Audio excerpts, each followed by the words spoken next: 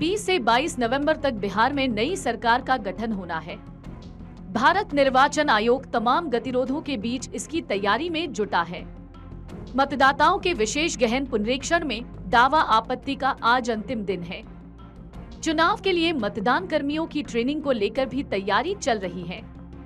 सत्ता पक्ष में राष्ट्रीय जनतांत्रिक गठबंधन के अंदर सीट बंटवारे का ब्लूप्रिंट तैयार है। दूसरी तरफ विपक्ष के नेता आज यानी 1 सितंबर तक वोटर अधिकार यात्रा के बहाने चुनाव आयोग को ही निशाने पर रखने में व्यस्त है। कहा जा रहा है कि कांग्रेस ने राहुल गांधी, प्रियंका गांधी और राष्ट्रीय स्तर पर बने गठबंधन इंडिया को लेकर यह यात्रा इसलिए की कि वह राष्ट्रीय जनता दल पर सीटों के लिए दबाव बना सके। लेकिन वह वक्त अब निकला जा रहा है। सीटों पर तैयारी के लिए संभावित प्रत्याशी अधीर हो रहे हैं। कह तो यह भी रहे हैं कि अब तुरंत सीटें नहीं बांटी गई तो लोकसभा चुनाव की तरह कहीं राजद सीधे सिंबल लेकर प्रत्याशी को भेज न दे। मतलब कुल मिलाकर यही है कि विपक्ष को अगर चुनाव का पूर्ण बहिष्कार नहीं करना है तो सीटें बांटकर प्रत्याशी को हरी झंडी देना ही होगा। चुनावी तैयारी के लिए अब सितंबर का ही समय है। ऐसे में आज राहुल गांधी पटना में हैं। वोटर अधिकार यात्रा का अंतिम दिन है। पूरे देश से विपक्षी नेताओं को बुलावा गया है। कई चेहरे रहेंगे, लेकिन असल बात तो बिहार चुनाव है। चुनाव बहिष्कार की बात कई बार की गई, लेकिन ऐसा कुछ होता नहीं दिख रहा। सभी दलों के संभावित प्रत्याशी दिन रात सीटों के असमंजस से चिंता में हैं और मेहनत भी कमोबेश कर रहे हैं। सीटें फाइनल होती तो मेहनत बढ़ जाती। ऐसे में सबसे ज्यादा कांग्रेस के अंदर भी राष्ट्रीय जनता दल अध्यक्ष लालू प्रसाद यादव को लेकर है। लोकसभा चुनाव के समय कांग्रेस सीधे सीधे राजद से सीटों के बंटवारे पर बात नहीं कर सकी। जब तक करती तब तक कई लोगों को राजद ने सिंबल देकर नामांकन के लिए भेज दिया। बाकी के साथ उस समय कांग्रेस में आए राजेश रंजन उर्फ पप्पू यादव भी इस लेटलतीफी का शिकार हुए थे। जब बीमा भारती को राजद ने टिकट दे दिया और उन्हें निर्दलीय उतरना पड़ा। कांग्रेस के प्रदेश स्तर के नेता बिहार में 70 सीटों पर पार्टी की दावेदारी पक्की बात रहे हैं।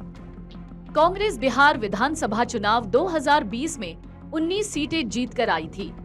कागज पर उसके पास इतने विधायकों की संख्या है। हालांकि इनमें से 2 विधायक पिछले साल नीतीश कुमार सरकार के बहुमत परीक्षण के समय से पाला बदलकर सत्ता के साथ बैठ रहे हैं। खैर, उनकी सदस्यता नहीं गई है। इसलिए कांग्रेस 19 मौजूदा विधायकों की सीट के अलावा 51 अन्य सीटों पर दावा कर रही है। वामपंथी दलों ने कांग्रेस की वोटर अधिकार यात्रा में समर्थकों को जुटाकर अपनी ताकत का एहसास करा दिया है। वह तो राजद से डील वैसे भी कर ही लेगी।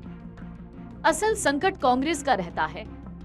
बिहार में जब महागठबंधन सरकार थी, तब एक अदद मंत्री पद के बढ़ाने के लिए तत्कालीन प्रदेश अध्यक्ष अखिलेश प्रसाद सिंह को तेजस्वी यादव के कई चक्कर लगाने पड़े थे। मंत्री पद बढ़वाने से पहले महागठबंधन सरकार ही गिर गई। ऐसे में कांग्रेस के संभावित उम्मीदवार वोटर अधिकार यात्रा के अंतिम दिन पटना में कार्यकर्ता समर्थन की शक्ति दिखाने के लिहाज से भी आ रहे हैं। कांग्रेस ने बिहार विधानसभा की 243 सीटों के लिए खुला आमंत्रण दे रखा है। कांग्रेस ने टिकट के इच्छुक सभी कांग्रेसियों से ऑनलाइन आवेदन जमा करने के लिए एक QR कोड जारी किया था।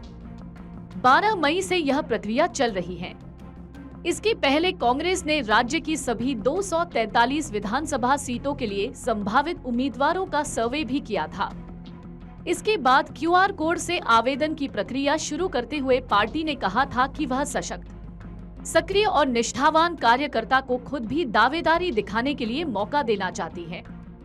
कांग्रेस ने QR कोड स्कैनर के माध्यम से आवेदन करने वाले उम्मीदवारों के लिए 6 प्रमुख मापदंड तय किए थे, जिनमें उनकी भौतिक के साथ वर्चुअल उपस्थिति को लेकर भी दावेदारी देखी जानी थी।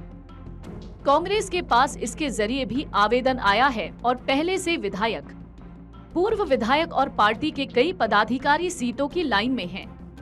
ऐसे में जमीनी स्तर पर प्रदेश कांग्रेस में सीट बंटवारे के मुद्दे को जल्द सुलझाने की मांग भी उठ रही है।